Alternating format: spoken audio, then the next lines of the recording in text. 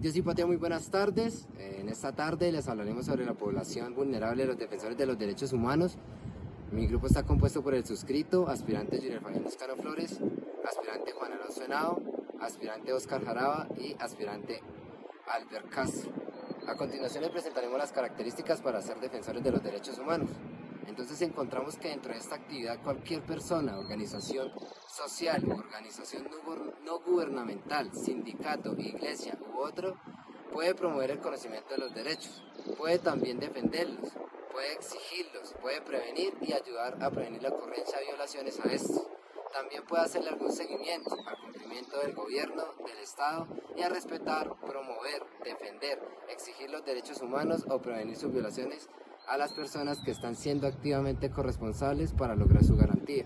Es una necesidad de un país democrático. Todos podemos serlo si nos los proponemos. No obstante, el nivel requerido de un defensor de los derechos humanos es una cuestión compleja, y en la declaración se indica claramente que los defensores tienen tanto como responsabilidades como derechos a ser defensores de los mismos. Se deben reconocer el carácter universal de los derechos humanos, conforme se proclama la Declaración Universal de estos mismos. No puede negarse a una persona alguna derechos humanos y pretender al mismo tiempo ser un defensor de estos, porque se le reconoce a otras. Por ejemplo, sería inaceptable defender los derechos humanos de los hombres, pero negar los mismos derechos a la mujer. Continuamos con los principales derechos fundamentales reconocidos en la Constitución Política de Colombia. Para ello tenemos el artículo 93, el cual nos habla de los tratados y convenios internacionales ratificados por el Congreso que reconocen los derechos humanos y que prohíben su limitación en estados de excepción prevalecen en el orden interno. También tenemos el artículo 95, el cual nos habla de defender y difundir los derechos humanos como fundamento de la convivencia pacífica. La Constitución Política de Colombia también nos habla del artículo 164, el cual otorga al Congreso la prioridad para el trámite de proyectos de ley, aprobación de tratados sobre derechos humanos que sean sometidos a su consideración por el Gobierno. El artículo 77 busca proteger los derechos humanos y asegurar su efectividad con el auxilio del defensor del pueblo.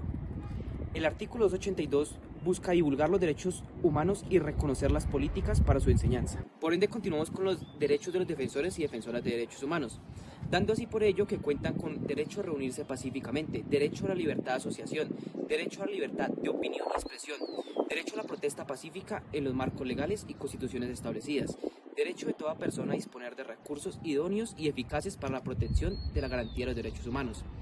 Por último, tenemos el derecho al acceso de organismos internacionales. Contamos con los principales instrumentos internacionales que reconocen los derechos humanos y obligaciones estatales para su protección. En primer lugar, contamos con la Convención Internacional sobre la Eliminación de todas las formas de discriminación racial. Seguidamente encontramos el Pacto Internacional de Derechos Civiles y Políticos, Comité de Derechos Humanos, Convención sobre la Eliminación de todas las formas de discriminación contra la mujer, la Convención contra la Tortura y otros tratos o penas crueles, inhumanos y degradantes que se le puedan practicar a esa población. Contamos con la Convención sobre los Derechos del Niño, Convención sobre la protección de los derechos de todos los trabajadores y de sus familias, Convención Internacional para la Protección de todas las personas contra las desapariciones forzadas. Seguidamente encontramos con el protocolo facultativo del Pacto Internacional de Derechos Económicos, Sociales y Culturales, protocolo facultativo del Pacto Internacional de Derechos Civiles y Políticos, y por último encontramos el segundo protocolo facultativo del Pacto Internacional de Derechos Civiles y Políticos destinado a abolir la pena de muerte.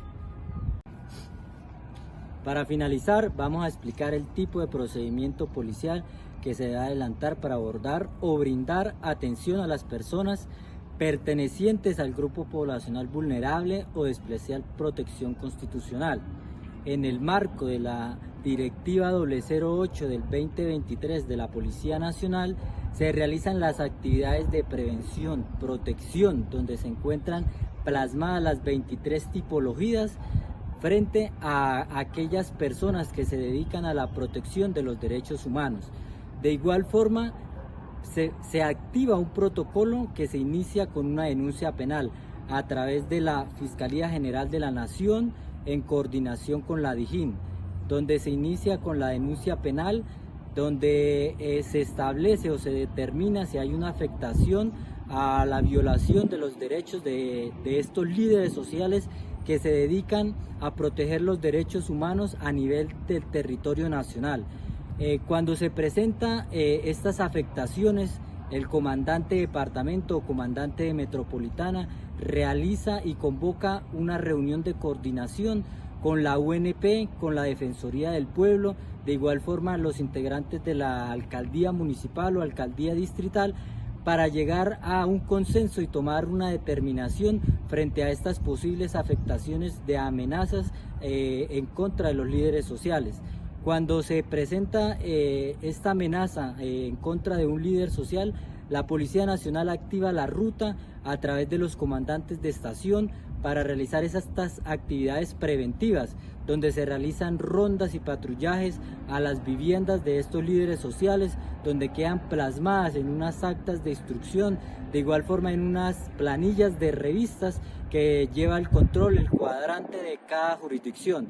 Cuando estas afectaciones se presentan, ya sean en zonas rurales, que la policía no tenga cobertura en estos sitios, se hace la coordinación con el Ejército Nacional y el Ministerio Público para convocar a un Consejo de Seguridad extraordinario, donde si es necesario se realiza la evacuación de este líder social en aras de proteger la vida y garantizarle los derechos a este ciudadano.